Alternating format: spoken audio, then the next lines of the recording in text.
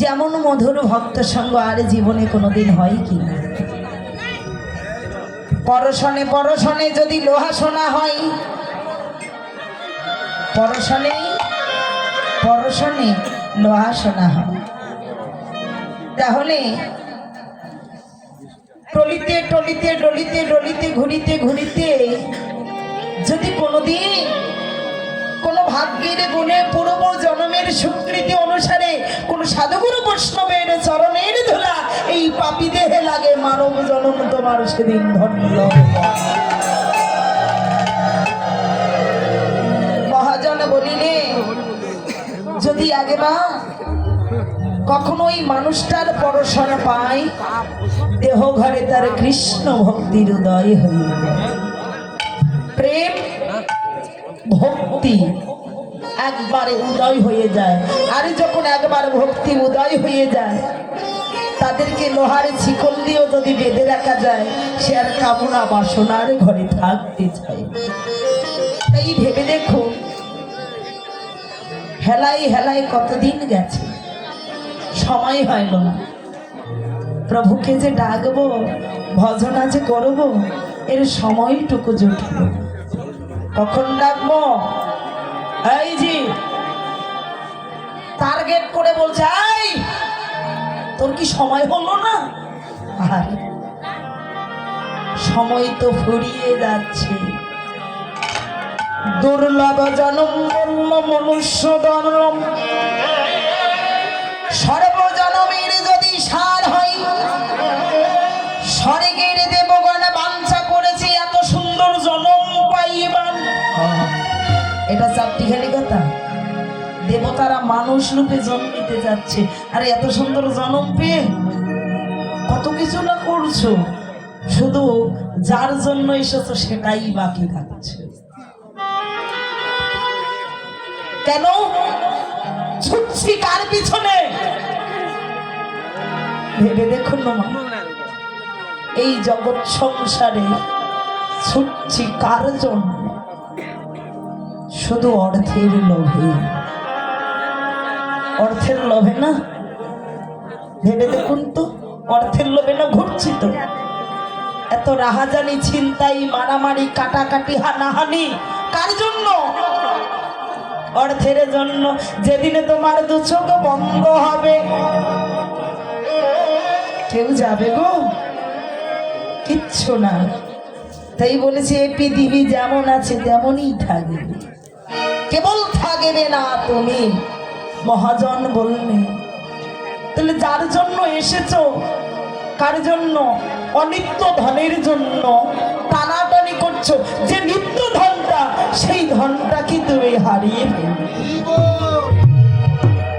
যে নিত্য ধন, যে সম্পদ তোমাকে দিলেন, সাধু বললেন সাবধান। যেমন হরিবাসরে এসেছে অনেক মা বোনের, আসেনি বাবা? ছোট ছোট বাচ্চারা এসেছে, বাবা মায়ের কাছে টাকা নিয়ে এসেছে। সাধু বললেন সাবধান। সাধুকে বারবার সাবধান করছে, এই সাবধান। তো ভেবে দেখো, ছোট বাচ্চাদেরকে যেমন তুমি টাকা দিয়েছো, কত টাকা? 50 অথবা 100 দিয়েছো। তো 100 টাকায় কি এখন কেনাকাটা আছে? ভাগ ভাগ করে দিল। বাবা বলছে, এই 20 টাকার বাদাম খাবি, আর 20 টাকা দিয়ে, আর 20 টাকা দিয়ে তুই খেলনা কিনবি, 15 টাকায় যাবি, 15 টাকায় অটো ভাড়া দিয়ে আসবি। কত হলো? 15 15 30, আর 20 20 40, 70 হলো। আর বাকি কত? 30 টাকা। ওই 30 টাকা তুই যে কোনো একটা খেলনা কিনে নিবি। ছোট্ট মানে হাই হাই কমাই দাও। দাদা মনিটর বাদ দেন, তাতেই ভালো আছে। মনিটর বাদ দেন, কিছু একটা কিনে নিবি। তুই যে আসার সময় অটো করে এসেছে, তো আসতে না আসতে 20 টাকার বাদাম চিবিয়েছে, 20 টাকার বাদাম খাইলো, আর 30 টাকার হরেক রকমের মাল কিনেছে। মাল কিনলো, 50 চলে গেল, আর 15, কত গেল 65, আর 35 থাকে। 15 টাকায় যাবে আর 20 টাকা। এখন ভাবছে এই 20 টাকা দিয়ে কি করবে। ওই সামনে বসেছে মদের দোকান। কি মদ খেয়েছেন? কি মদ খেয়েছে? 20 টাকা দিয়ে মদ খেয়েছে, আর 15 টাকা রেখে দিয়েছে বাড়ি যাবে। কিন্তু ওই জামার পকেটটার নিচে ছেঁড়া ছিল, কখন যে পয়সাটা হারিয়ে গেছে সে নিজেও জানে না। এখনো যাবে কি করে? এদিক ওদিক দকুলে হারিয়ে গেছে। হারিয়ে গিয়ে ওই বাজারে বসে, কোন বাজারে? বৈষ্ণবের বাজার, অর্থাৎ এই বাজারে বসে পথ চিনতে না পেরে অঝন নয়নে কাঁদে। মহাজন তত্ত্ব দিলেন, হে কলির অন্ধ মূর্খ জীব, তোরা 16 আনা নিয়ে জগতে এসেছিলি।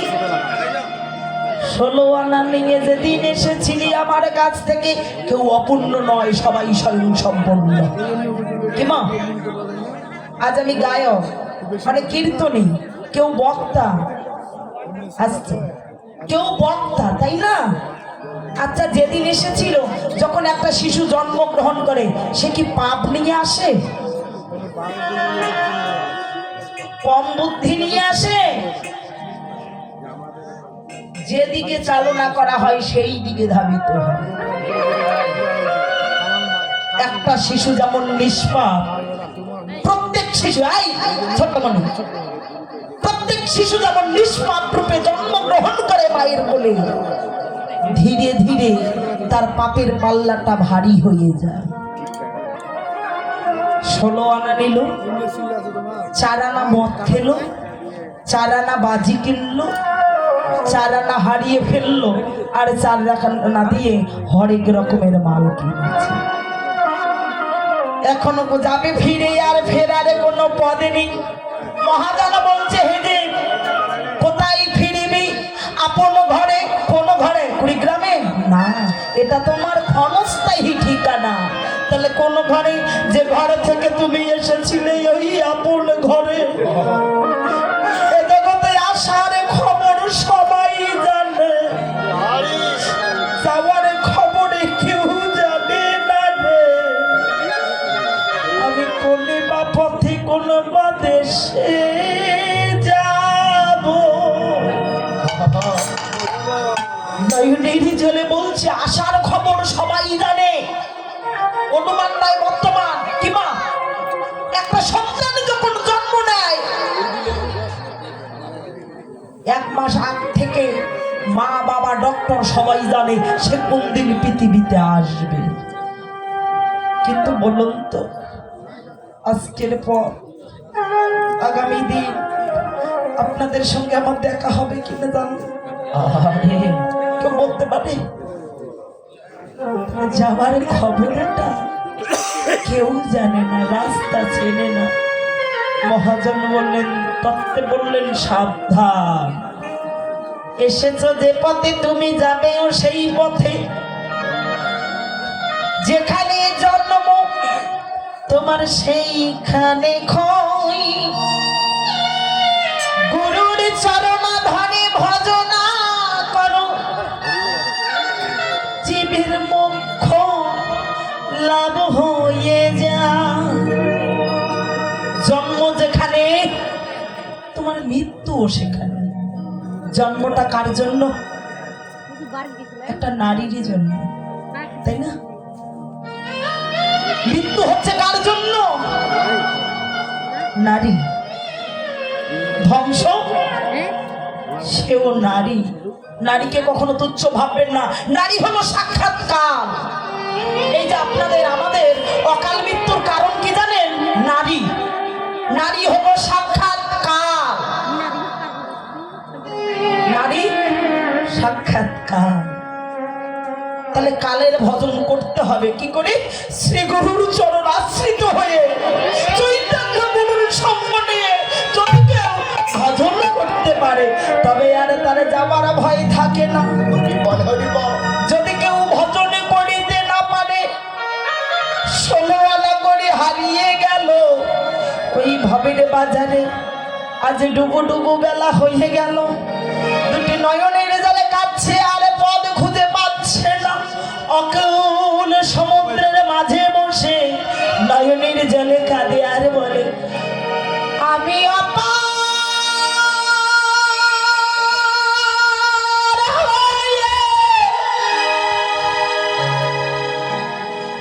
আছি বসে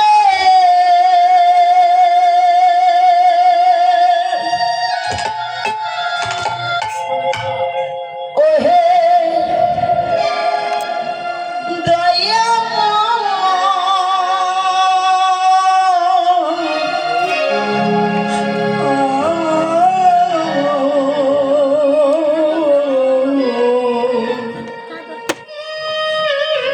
তুমি পারে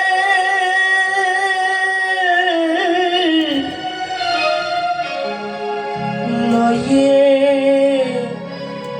যাওয়া আমার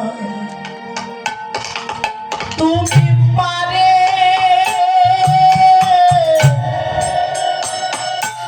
লইয়া যাওয়া আমি আবার ওই আছি বসে ওহে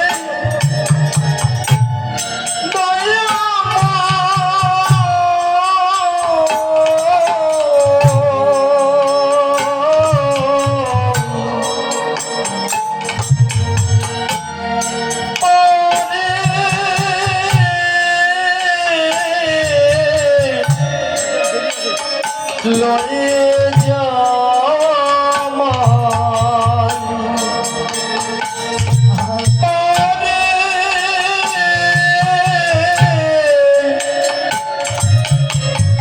লয়ে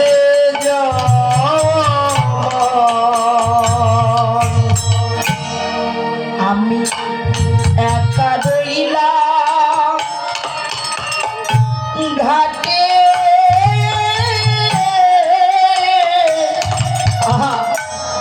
আমার ভানুষে বসি না পাটে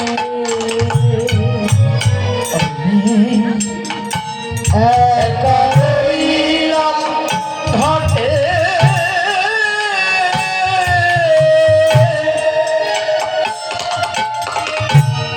ভানুষে বসি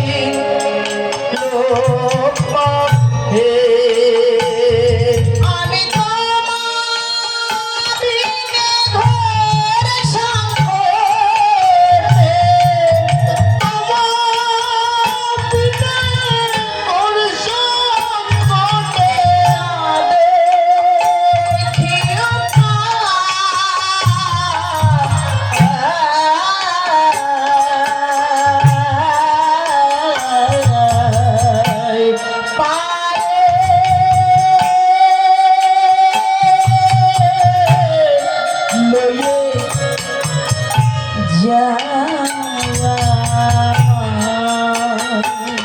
তুমি পারে লয়ে যা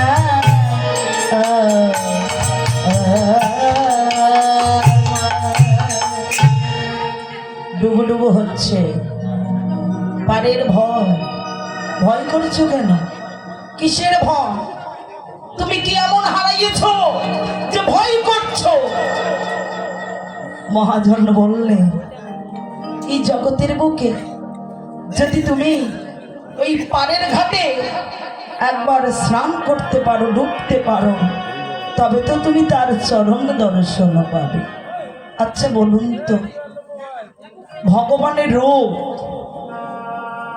তার রূপ তো বদনে তাই না রূপ তো বদনে কিন্তু জগৎ যে যত মুনি জগৎ তো ঋষি সবাই চরণ দুটার জন্য পাগল কেন গো? আরে কেন পাগল সবাই তো এই জগৎ তো বদনের জন্য পাগল কিন্তু যোগী মুনি ঋষি গন্ধর্ব সকলে দেখি প্রভুর দুটো চরণের জন্য কাঁদছে কেন ওই চরণে কি এমন গুণ লুকিয়ে আছে গো মহাজন বললেন ওই চরণে কি বাগুন আছে, যে চরণে আগেবার দর্শন করিলে জীবের আর তৃতা বা জ্বালা থাকে না, জীবের কামনা বাসনা থাকে না, লোভ লালসা থাকে না। ওই চরণ দুখানা একেবারে যদি পাইতে পারো হরি বল, তোমার জন্ম ধর্ম জন্ম হবে না, মৃত্যু হবে না। যদি চরণ দুটা একবার পাও তোমার জন্ম হবে না, মৃত্যু হবে না। আস্তে ভাই আস্তে, দিদিমণিরা ও টুনটুনির মা আস্তে। ভগবানের রূপ যতগুলো লীলা আছে সবচেয়ে কঠিন কিন্তু ওই রূপটা, কারণ রূপটা ফোটাতে হবে। ভগবানের রূপটা কেমন, রাসলীলায় লিপ্ত হয়, রসময় আলোচনা হয়, স্বাভাবিক, কিন্তু রূপটা ভগবানকে দেখা, এটাকে চারটিখানি। তো অহংকারে নেবেন না। যদি কেউ দেখতে চায় তবে দেখাতে পারবো, যদি কেউ শুনতে চায় তাকে শোনাতেও পারবো। ভগবানের রূপ, ভগবানের রূপ কোথায়? মহাজন বলিলেন ওই সুরধ্বনি যমুনার তীরে। মনারে গেন করাটা বন্ধ করে দাও, গেনটা বন্ধ করো। ভগবানের রূপ কোথায়? সুরধ্বনি যমুনার ঘাটে যাও। সুরধ্বনিতে না গেলে ভগবানকে পাবেন না, এটা বাস্তব, এটা আমি বলছি না। পল্লীর জীব সুরধ্বনিতে যদি না যান ভগবানকে দেখতে পাবেন না। সুরধ্বনি কোথায়? ভারতবর্ষে, এলাহাবাদের পাশে সুরধ্বনি। এখন প্রশ্ন, যাদের টাকা পয়সা নাই তারা তো যেতে পারবে না, বর্তমান তো বর্ডার বন্ধ।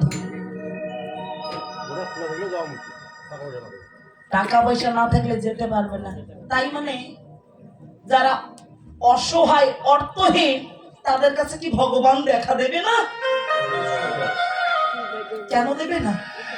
ভগবান তো তার জন্য আগে এসেছে। কেন?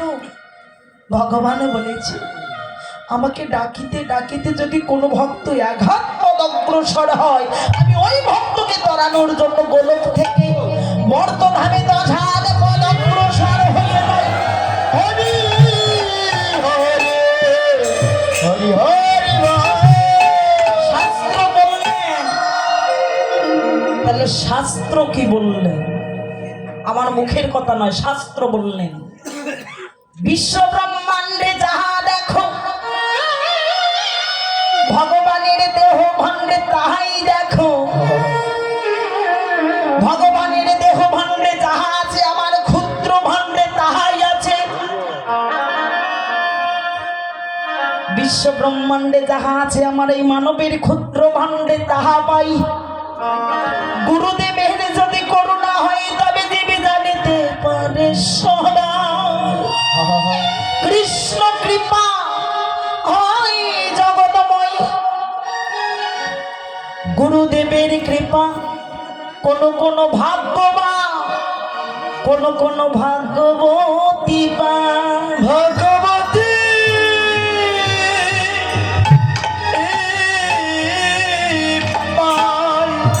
যে যে ভাগ্যবান ভাগ্যবতী গুরুর কৃপা পায় তারা ঘরে বসে ভগবান দর্শন করিতে পারে। আর যারা গুরুর কৃপা পায় না তাদের এই জন্ম পাওয়া না পাওয়া দুটাই সমান। ভগবানের কৃপা সবাই পেয়েছে, কৃপা যদি না পেতেন তাহলে এত সুন্দর দেহ পেতেন না, হলে তো অঙ্গহীন হতো। দুটা চোখ আছে, কান আছে, নাক আছে, মুখ আছে, সুন্দর চেহারা পেয়েছেন, রূপ লাবণ্য এত সুন্দর পেয়েছেন, তাহলে ভগবানের কৃপা প্রত্যেকে পায়, গুরুদেবের কৃপা সবাই পায়নি। তাহলে গুরুর কৃপা যার হয় ঘরে বসে তারা ভগবান পায়। কেন? গুরু তো সবাইকে কৃপা করে। শত শত ভক্তের মধ্যে হয় 10 জন, 10 জনের মধ্যে তার হয় অন্তরঙ্গ ভক্ত 1 জন। মহাজন বললেন, তাহলে গুরুর যদি কৃপা হয় ঘরে বসে ভগবান দেখা যায়। বিশ্ব ব্রহ্মাণ্ডে যাহা আছে সুরধ্বনি যমুনা, আমার দেহ ভাণ্ডে সুরধ্বনি আছে। গুরুদেব একবার তুমি দেখাইয়ে দাও। জিজ্ঞাসা করছে, অর্জুনের মতো ভক্ত না হলে পাওয়া সম্ভব নয়। জিজ্ঞাসা করছে জিজ্ঞাসু ভক্ত, প্রভু আমার ভাণ্ডে যে সুরধ্বনি আছে একবার দেখাইয়ে দাও, কোথায় আমার সুরধ্বনি? মহাজনে বললেন, জড়জগতে গঙ্গা যমুনা সরস্বতী তিনটি নদীর মিলন হয়, ইহা বলা হয় সুরধ্বনি গঙ্গা। তিনটি নদী যেখানে জল ভরতে গিয়ে এত কিছু হলো, গঙ্গা যমুনা সরস্বতী তিনটি নদী। এত নদীর মধ্যে তিনটি প্রধান? বলে হ্যাঁ, তিনটি নদীকে প্রধান বললেন। ঠিক তেমনি তোমার দেহ ঘরে আছে ৭২,০০০ নারী, তার মধ্যে